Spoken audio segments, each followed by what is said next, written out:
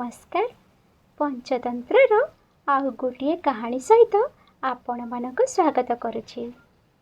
आजिर कहानीर नाम है स्वार्थपर हेबार परिणाम।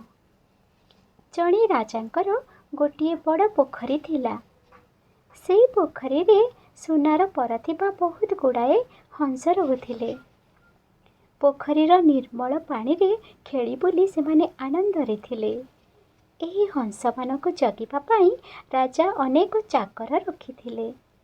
तेणु कौनसी शिकारी सुना हंस मानक शिकार करि पारु नथिले।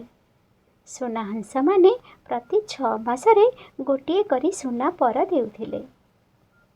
सेही सुना पर गुड़ी को नहीं राजा निज पाखरे साइती रखुथिले और सेथिरु बहुत सुना पाउथिले। केते दिन गला परे गोटे बड़ पक्षी पोखरी को आसिला। तार देह सोनारे गढ़ा होइथिला। से सुना हंस मानक कहिला, भाई माने मते तुम सांगरे ए पोखरी रे रहिबाकु दियो। आमे समस्ते एकाठी होई खेली बुली एठारे रहिबा। सुना पक्षीर कथा सुनी हंस माने कहिले, ना ना से कथा होई परिबा नाही। ए पोखरी केवल आमर। आमे राजा को सुना पर दे पोखरी को किणी नेछु। राजा चाहिले मध्य आमको एठारो बाहर करि पारिबे नाही। तू जाई आउ केउठी रह। हंस मानकर कथा सुनी सोना पक्षी रागी गला। से भाबिला, मु राजा को कही ए दुष्ट हंस मानक मराई देबी। सोना पक्षी तेणु राजा पाखक जाई कहिला, महाराज आपणक पोखरी रे रहुथिबा हंस माने कहउछंती जे से पोखरीटा तांकर। सेथिरे आपणकर किछि हेले अधिकार नाही। आपण चाहिले मध्य सेमानको सेठारु बाहर करि दे पारिबे नाही। तेणु सेमाने आपणको डरंती नाही। सुना पक्षीर कथा सुनिबा परे राजा चाकर मानकु डाकी कहिले, पोखरी रे रहुथिबा हंस माने बड़ दुष्टामी करुछंती ओ मते मानु नाहंती। तुमे सबु एही क्षणी जाई सेमानंकु मारि दियो ओ मला हंस मानकु मो पाखकु नहीं आस।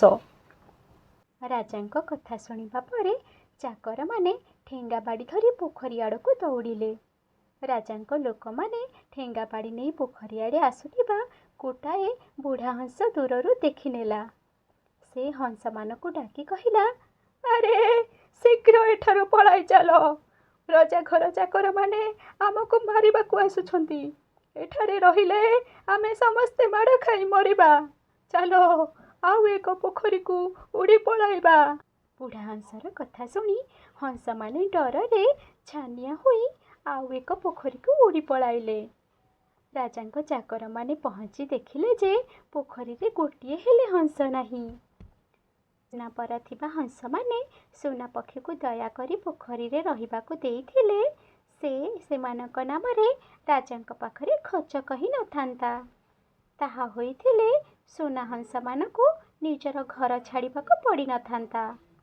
तेणु आजिर ए कहानी रु आमे शिखिले जे स्वार्थपर न होई पर को दया करिबा उचित।